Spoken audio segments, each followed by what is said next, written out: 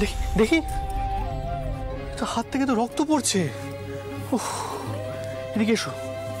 তোমার কি বোধ বুদ্ধি কোনোদিনই হবে না? হ্যাঁ, এত রাগ তুমি রাখো কোথায়? বসো এখানে, বসো। দেখি হাতটা।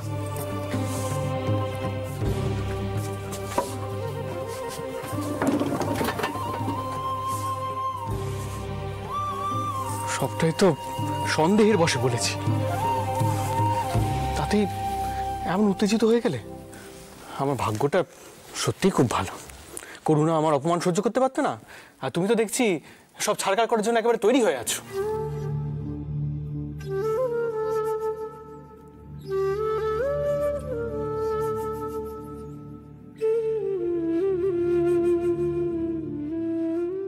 কেউ আমায় কিছু বললে তোমার বড় অপমান বোধ হয়, তাই না?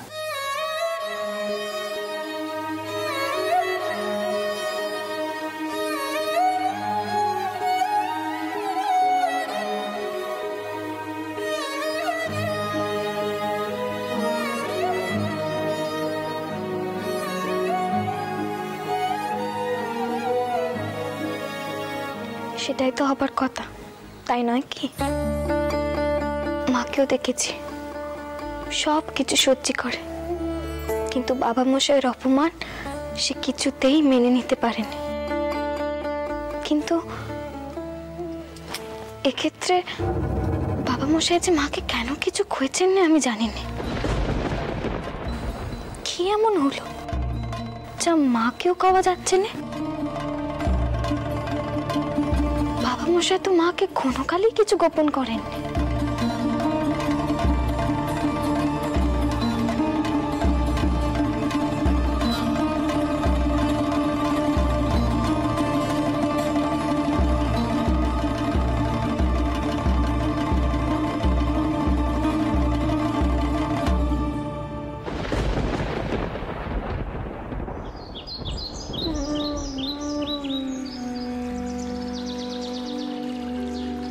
শুনছেন? দৌড় খুলুন। কি হলো শুনছেন?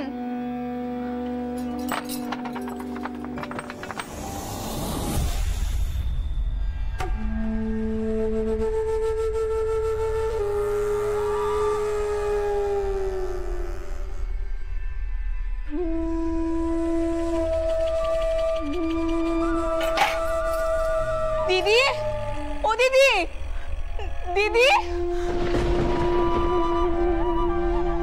কি হয়েছে বউ?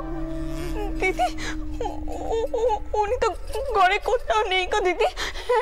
এত সকালবেলা উনি কোথায় গেলেন বলুন তো? কোথায় গেলেন উনি?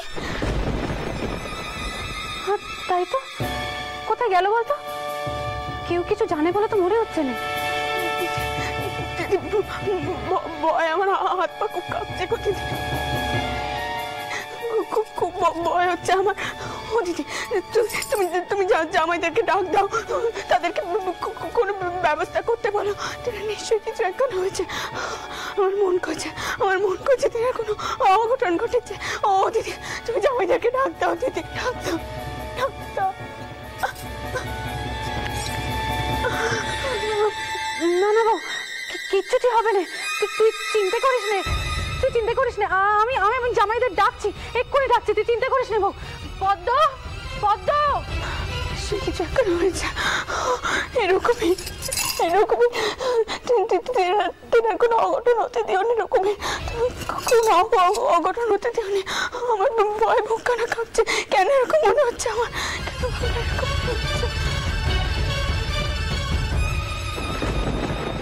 পদ্ম, পদ্ম, কুমারী, ছোট কুকি তোরা শিগগির নিচে আয় বাবা, শিগগির নিচে আয়। আর কে কোথায় আছো? চারপাশটা খুঁজে দেখো তোমাদের ছোট কর্তা কোথায় আছে। কি হয়েছে বড় মা, কি হয়েছে? কি আর বলবো বাবা, তোমাদের শৌর ঠাকুর ঘরে নেই। কাল থেকে কিরম একটা করছে জানি না বাবু। চেনা মানুষটা কি করে এতটা পাল্টে গেল? কেউ আবার গুনতো করলো না তো? বড় মা কোথায়? বাবা মশাই মাকে কিছু কয়ে যাননি? সেই তো দেখলে বউ এখন বসার ঘরে আছে। বউয়ের অবস্থা চোখে দেখা যাচ্ছে না রে, চোখে দেখা যাচ্ছে রে। জানার তো নিয়ে কি সর্বনাশ করলে।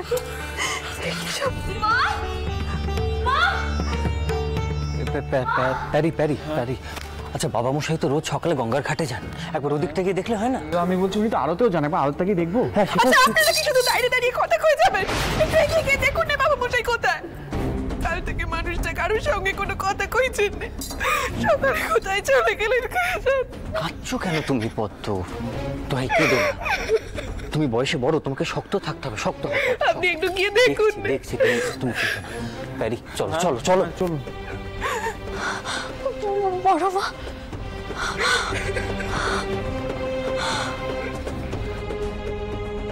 বড় বৌরানী, আশেপাশে কোথাও নেই ছোট কর্তা। এক যদি আড়তে গিয়ে থাকেন। বড় মা, আমি বরং সব আড়তগুলো খুব ভালো করে দেখে আসি। চন্দা তুমি সব নেটেল বাইক নিয়ে যাও, কিন্তু যেখান থেকে পারো বাবা মশাইয়ের একটা খবর নিয়ে এসো। আগে বদলে দেবো। চলো চলো সর্দার। চটকুকি, মতুর বাবু কোথায়? বাবা মশাই যার উপর সব থেকে বেশি ভরসা করে, সে কি শুধু সকলের সম্মুখে বাবা মশাইকে তোষামত করে যাবে? আজ বাবা মশাইয়ের বেপদে বাবা মশাইয়ের পাশে দাঁড়ানোর প্রয়োজন বোধ তোকে করছেন না মতুর বাবু? দিদি আমি এক্ষুনি তেনাকে ডাকছি। আসলে উনি অনেক রাত অব্দি জেগেছিলেন কিনে, আমি এক্ষুনি তেনাকে ডাকছি।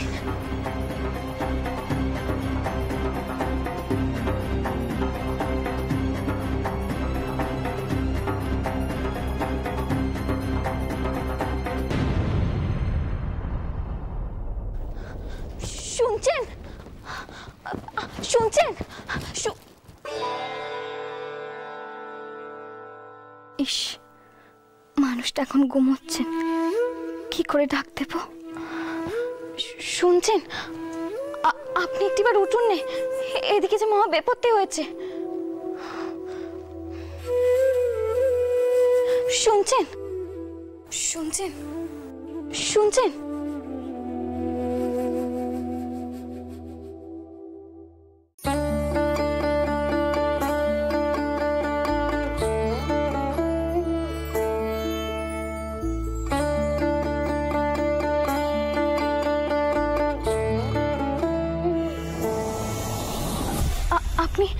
আপনি তাড়াতাড়ি উঠুন, বাবা মশাই ঘরে নেই, আশেপাশে কোথাও খুঁজে পাওয়া যাচ্ছে না তাকে। আপনি তাড়াতাড়ি উঠুন। বলছো কি তুমি? কি বলছো তুমি? তো আগে উঠাওনি কেন? চৌধুরী মশাই, আটা মশাই, ওনারা সব কোথায়? তেনারা তো বেরিয়েছেন বাবা মশাই খোঁজ খবর করতে। ছোট খুকি, ছোট খুকি,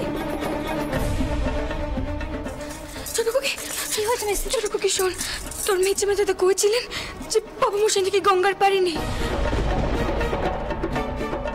আর তোদের নাকি খুঁজে পাওয়া যাচ্ছে না। কোথায় গেল বলতো তুমি?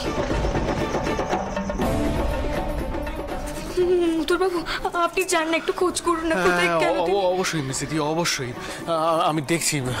আসলে কাল রাতে একটু, আপনি চিন্তা করবেন না। একবার কোম্পানি বাহাদুর ওদের রপ্তানি সেরাস্তায় গিয়ে একবার খোঁজ করছি আমি। হয়তো কালকের রপ্তানির কথা বলতে গেছেন, ওদের সেরাস্তা খুব সকাল সকাল খুলে যায়। আমি কি দেখছি, আপনি চিন্তা করবেন। ও মিস দিদি, হঠাৎ কি এমন হলো? কথা কি বাবা মশাই কেন এমন দ্বারা করছে? আমি তো কিছুই বুঝতে পারছি না রে।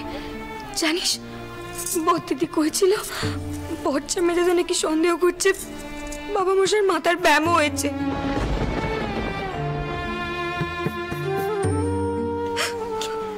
কি কইছো কি তুমি মিস দিদি? বর্ষা দাদা হঠাৎ এমন সন্দেহ কেন করছেন? এটা ওর। আচ্ছা মিস দিদি, মাকে একটিবার কইবে? না না, একেবারেই না। মা কি সব কথা কওয়ার কোনো প্রশ্নই উঠছে না। মায়ের যা দশা নিজের চোখেই তো দেখে এলুম, ঠিক করে কথাই কইতে পারছে না। আমি জোর করে শুয়ে দিয়ে এসেছি। জানিস তো বাবা মশাই কিছু হলে মা সহ্য করতে পারে না। কিন্তু কি জানিস তো, আমার মনে হয় আমাদের সকলের একটু সবুর করা উচিত। দেখবি একটা না একটা খবর আমরা ঠিক পেয়ে যাবো।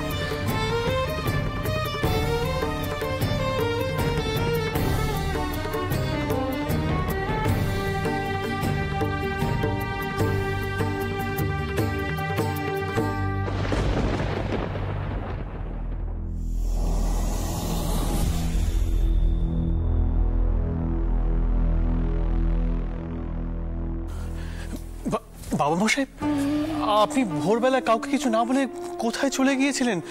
সবাই আপনার খোঁজ খবর করছিল। মা মা শয্যা নিয়েছেন।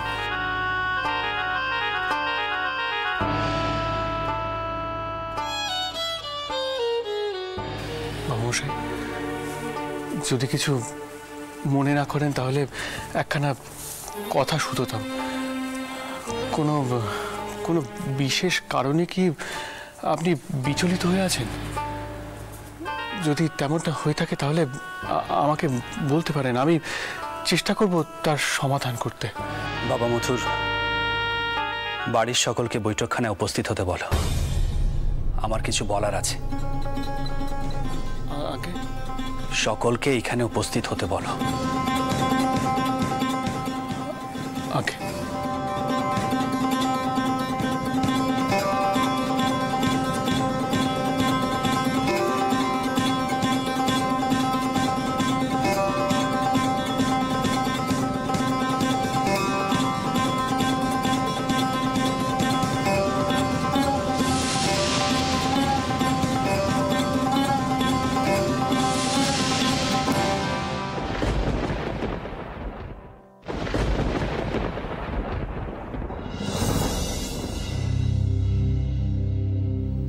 ঠাকুরপো, কাল থেকে তোমার কি এমন হয়েছে যে তুমি এমন গুম হয়ে আছো?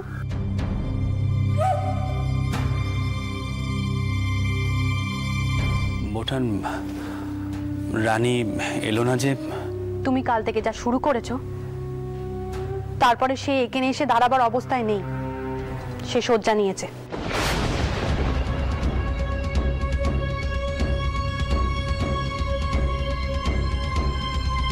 তুমি কি একটুও বোঝো না তোমার কিছু হলে তার কি দশা হয়?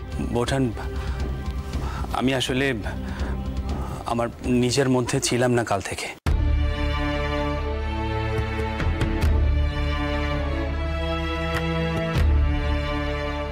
যাকে আমি এখন সামনে নিয়েছি, আমি সকলকে একখানা কথা বলতে চাই।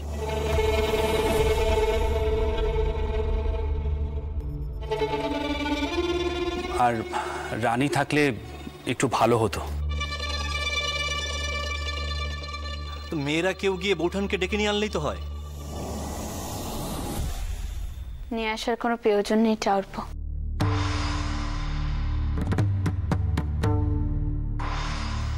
আমি এসেছি। আমাকে কি কইবার আছে বলুন। রানী, তুমি এদিকে এসো। তার কোনো প্রয়োজন নেই। কি বলবেন বলুন। আমি জানি কাল থেকে আমার আচরণে তোমরা সকলে খুব চিন্তিত হয়ে পড়েছো।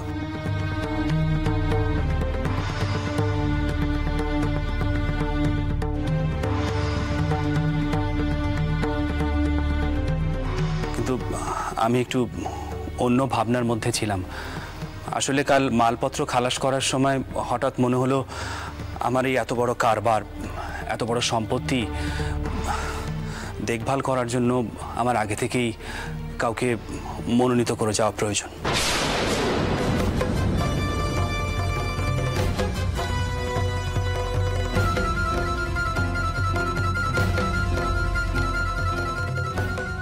আসলে বলা তো যায় না কখন কি হয়ে যায়।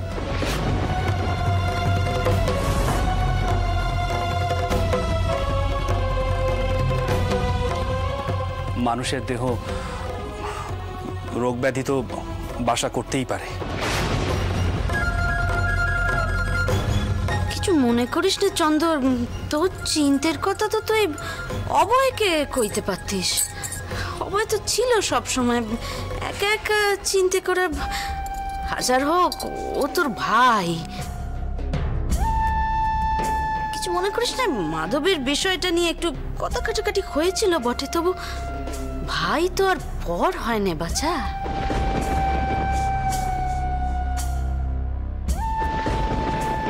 ছোট করিমা, আপনি তো খুব ভালো করেই জানেন যে আমি আমার নিজের শঙ্কা, ইচ্ছে অনিচ্ছে আমি কাউকে জানাতে পারি না।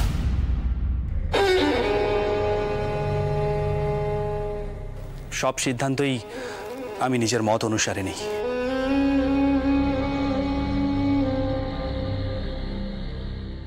বাবামশাই আপনার কি শরীর খারাপ হয়েছে? যদি তা হয়ে থাকে তাহলে স্পষ্ট করে বলুন। এখন চিকিৎসা শাস্ত্র উন্নত মানের হয়েছে, প্রয়োজনে আপনাকে বিলাতে নিয়ে যাওয়া যাবে, কিন্তু দয়া করে সবার সামনে এমন কথা বলবেন না। এখানে মেয়েরা আছেন, তারা তো ভয় পেয়ে যাবেন। বাবা মথুর, আমি ভয় পাওয়ার মতো কি বললাম? দেখো, আমি তো একটা বাস্তব সত্য কথা বললাম। জন্ম মানেই মৃত্যু অবধারিত, হয় আজ না হয় কাল।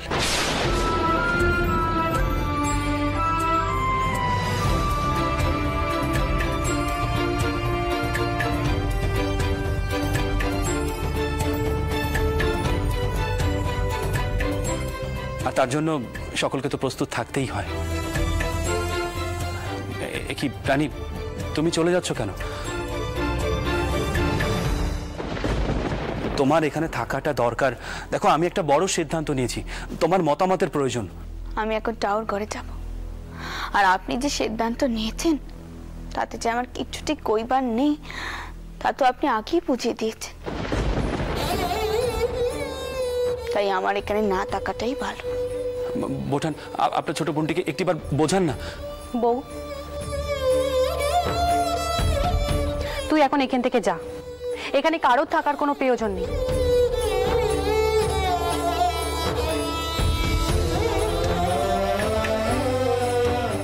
কাকুকে এইসব কথা কইবে জানলে আমি তোকে আসতে দিতুম না।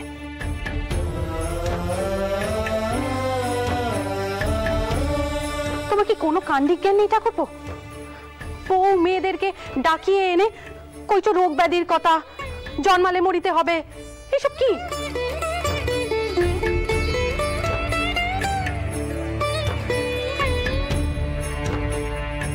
এসব কি অলক্ষণে কথা কইছো তুমি? এখানে কারো থাকতে হবে না, তুমিও যাও এখন এখান থেকে।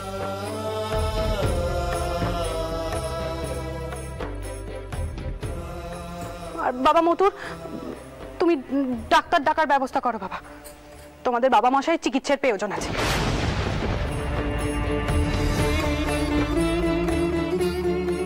বউ, তুই যা এখন এখান থেকে, আমি এদিকটা সামলে নিচ্ছি। দিদি, আমাকে সত্যি টাওয়ার ঘরে যেতে হবে, আমি আর এখানে থাকতে পারবো না।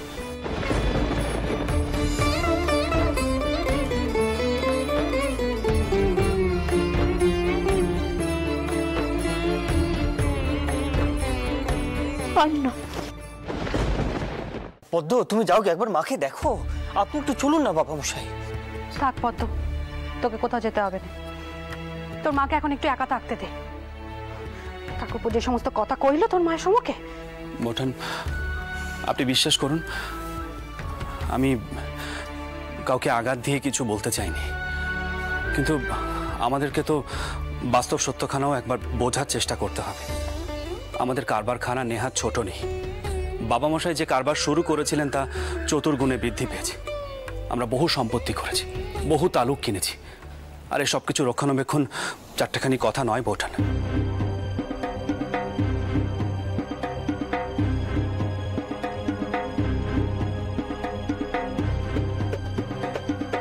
আমি যতক্ষণ বেঁচে আছি ততক্ষণ একভাবে চলছে, কিন্তু আমি যখন থাকবো না তখন অন্য সমস্যাও দেখা দিতে পারে, এমনকি কোম্পানি বাহাদুরের তরফ থেকেও বাধা আসতে পারে।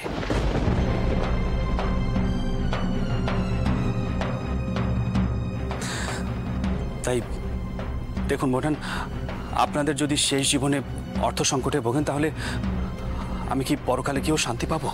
বাবা মশাই, আমি কইছিলাম কিছু মনে করিস না, চন্দর যখন আমাদের সবাইকে এখানে ডেকেছে তো নিশ্চয়ই কিছু ভেবে ডেকেছে। ও তো বিচক্ষণ মানুষ নাকি? চন্দর, তোর মনে যা আছে ক দেখি বাচ্চা, তোর মনে চিনতে তো আর আমরা ধরতে পারবো নাকি?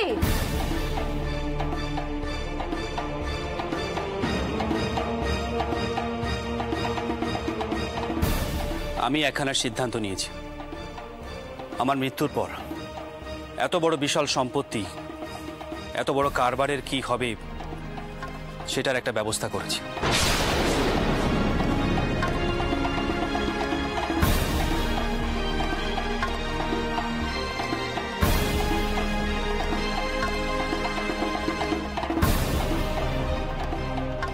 একখানা উইল লিখেছি, আর উকিলরা সেই দলিলপত্র তৈরি করছে।